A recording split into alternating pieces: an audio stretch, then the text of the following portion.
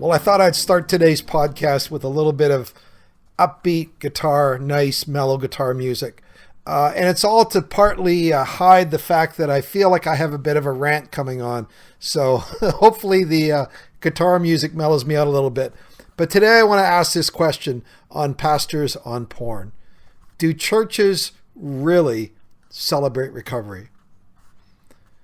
Well, before I get to that question, and maybe a bit of a rant, let me just say, if you are a pastor, if you are somebody in ministry, perhaps you're working for a nonprofit organization or a missionary, I just like to say it's a tough place sometimes to find safe avenues to begin to talk about your story.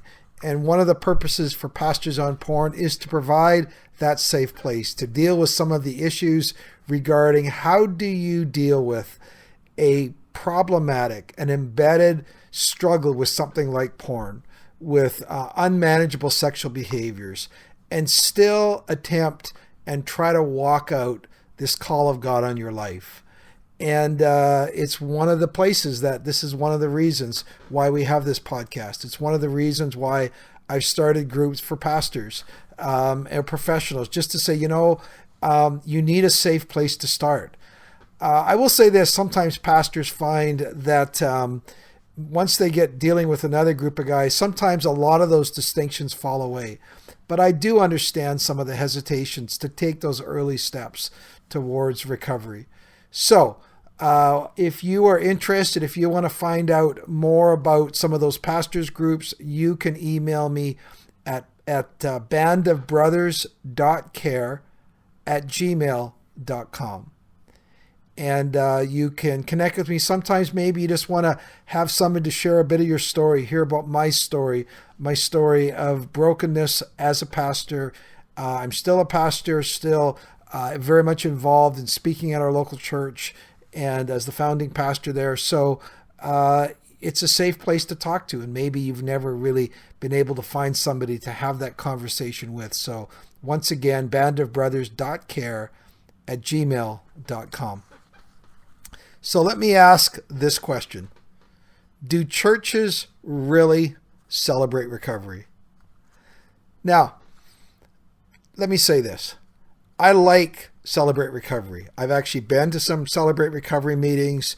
I actually think Celebrate Recovery has been instrumental in bringing recovery from out of just the AA meetings and into the church.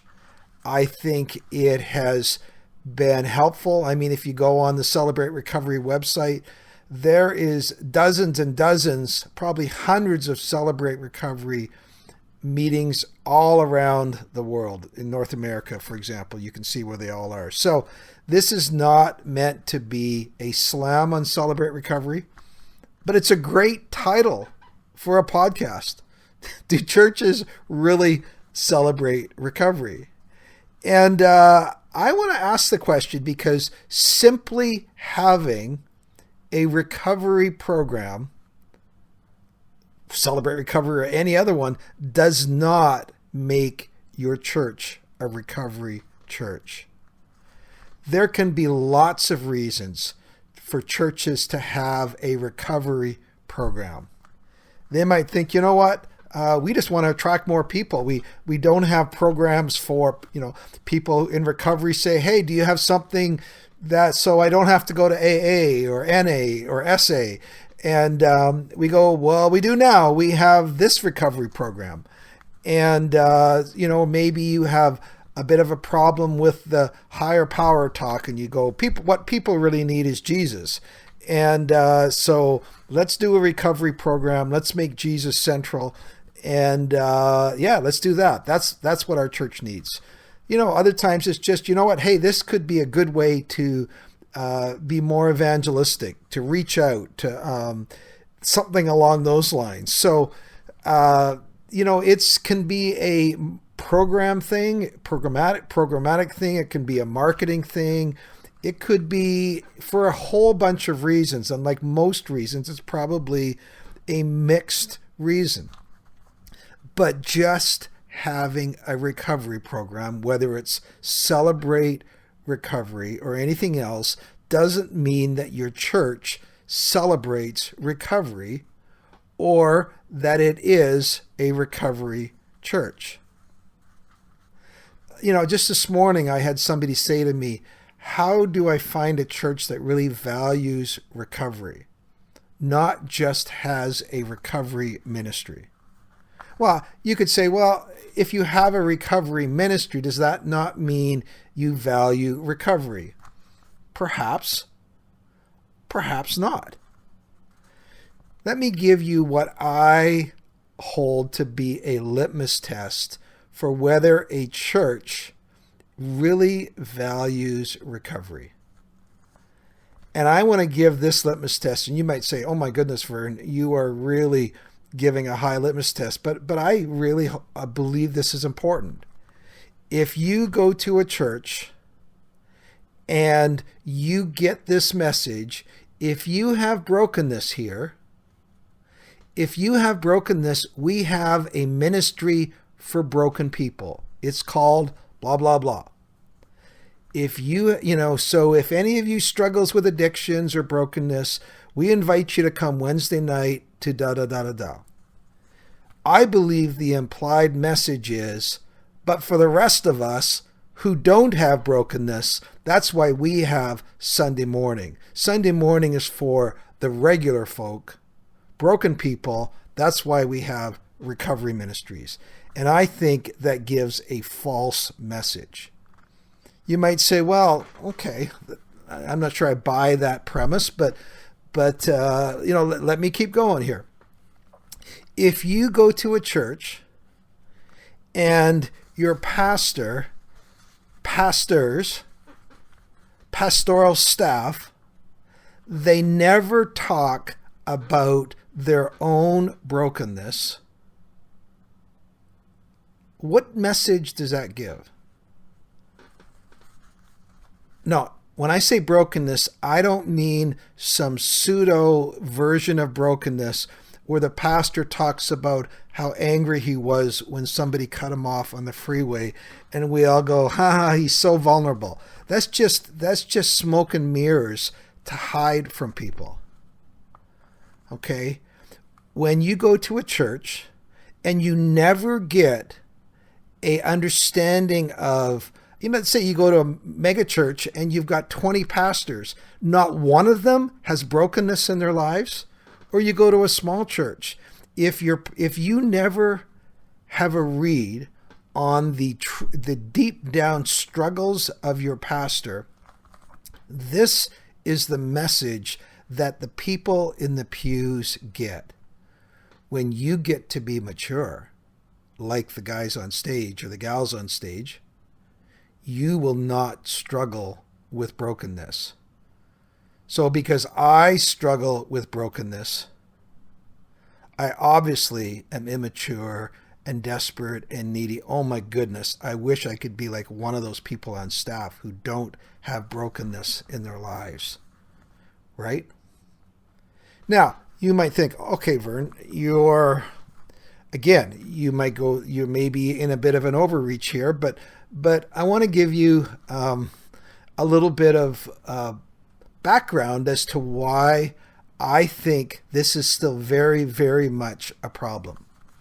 Again, if you look for recovery ministries, let's say Celebrate Recovery, you will find literally hundreds and hundreds of meetings all around North America. I went on Google, and I encourage you to do this as well, and maybe I've missed a bunch, but I went on Google and I Googled this phrase: pastor confesses struggle with porn, or current pastors who struggle with porn, or something along the lines of pastor shares his porn struggle with his church.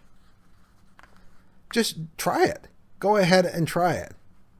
What you will get is this. First of all, you will get a lot of advertisements. I'm actually not at the top of that. I haven't figured out how to do that. But you will get a lot of advertisements or plugs for safe, confidential ministries for pastors to go to and get help. But you won't get virtually nothing on pastors sharing their brokenness story with their church. Oh, I saw one, and maybe Pastor David Jones in Nashville. I don't know him. Pastor David Jones, if you're hearing it, there was a really cool story online about him sharing his struggle with his church. I don't know him, but I don't know any well-known pastors, right? Well, maybe he's well-known now, David. But here's the point. The point is there is virtually no record. There's virtually no examples of pastors who share in real time their brokenness. Now, it doesn't have to be porn. It could be a pastor who shares about his dependency, excuse me, his dependency or struggle with alcohol, for example, or with anger. Of course, we can share our struggle with workaholism because that's really culturally acceptable. And let me just say, most ministries that are run by people are run by ex-pastors, for example, who no longer lead or stand in front of people on a regular basis in a local congregation. I saw one guy, maybe I have him on here, but he's an internet pastor, well-known internet pastor. Okay, that's cool. But where are the examples? Where are the stories of pastors who are sharing their struggle with people? Our people are coming to church broken. They're coming to church with struggles. And when they never hear in any real, authentic way that their pastors share some of those struggles, what is the message they get? The message they get is there is something seriously broken and wrong and defective with you. The fact that you watched porn last night before you came to church this morning, right? So just a quick thing would show very, very clearly that our churches do not value recovery, because I believe if the leaders who lead a church cannot show and cannot be honest about their recovery, our churches don't value it. I've listened to a number of interviews with really well-known people. And I'm listening to them, and they're sharing their struggles as a pastor. And, after a while, you get really good with code words. And I know, I can just pretty much say this guy is struggling, among the other things, with porn. And I go, okay, they're going to go there. Okay. And then they leave it vague. They leave it in generalities. They don't go there. And I go away disappointed and saddened. Right? And I understand that there's people who've lost their ministries around because of porn, and they start ministries to help people. I get that. Right? But the point is this: if 57% of pastors admit to a current or past struggle, and of course 64% of youth pastors, because they're even worse than us lead guys, right? Then it is a common thing of brokenness that pastors are struggling with. When we never talk about it, what do people in our church think? Again, there is something wrong with me. So you're going, okay, so I don't know if you buy my rant here, but my point is that the message is this: our people desperately need hope. The irony is, I really believe, when I shared and continue to share my story on a semi-regular basis, it was an open secret in our church. We have ministries for people. We've had ministries for people, in terms of addictions and other things. But it also became an open secret. Vern, if you struggle with porn, you got to talk to Vern. We love, the role he plays in the church, but we also know this is a real ongoing struggle. This is something that he's really had to navigate. Go talk to Vern. Our people need that. So some of you might go, well, I can't do that because of my board. Or, it's more important for our church to be shiny and successful. Somehow sharing that struggle would take away the illusions that come to Jesus and you won't be broken anymore. Or we'll send you to a recovery group so you quickly get fixed, right? Our people need this level of vulnerability. Now, I know that it takes baby steps. I've had pastors and people I've worked with, and they've been in a group sometimes for 6 months, a year, and they're in a safe group with guys. And it's really funny. Over the period of time, they learn to do the inner journey. They learn to figure out what's going on in their lives. They learn about their brokenness. Because at the end of the day, it's not really about the porn. It's about the unmet needs in their lives. It's about what they turn to and why they turn to porn. But as they really learn to understand that, it's been really interesting. I've had guys come out into a level of vulnerability and comfortability where they're going, you know what? I am now going to begin to share this maybe with one or two, then a small group. And it's been so exciting to see the changes that have taken place. Now, I'm not going to force any pastor to get there. I love the example of Rick and Kay Warren. I think there's a reason that Celebrate Recovery came out of Saddleback, because they've modeled, I know Kay Warren modeled her own sexual struggles and brokenness, I think even with porn. You know what? I so appreciate them and what they've done. And I think, again, that's a reason why the atmosphere for Celebrate Recovery came out of Saddleback. All I'm suggesting is, let's not simply abort the process and go, okay, we now have a recovery ministry. We're good to go. Literally Sunday morning, the church is filled with men walking in who are in leg shackles, and you can hear the clanking of the chains. They need hope. They need to see honesty. They need to see vulnerability. And I believe actually churches that are willing to take those risks, I think those churches become incredibly attractive. I think we're past the place of just attraction by smoke machines. I think we need attraction by vulnerability. So there we go. I think I need to put some nice quiet guitar music on to end to slow down a little bit and take a deep breath. But again, I hope that has maybe got you thinking. And if you're a pastor, I just encourage you once again to step out of the shadows, step out of the secrets. Your people desperately need to see the authenticity and vulnerability and how you're experiencing Jesus in your brokenness. I think it may be worth saying as well that perhaps going forward, one of the things that would be really helpful in this podcast, and I really do value maybe some suggestions, and maybe you know somebody that could help with this podcast in this area.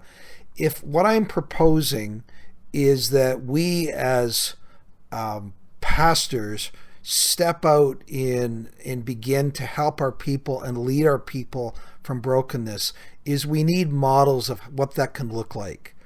And perhaps one of the things that I need to start looking for, and maybe you guys know names of people as well, is start interviewing, start finding pastors who have done this. I mean, I've shared my story ad nauseum, so you're probably getting sick and tired of hearing it.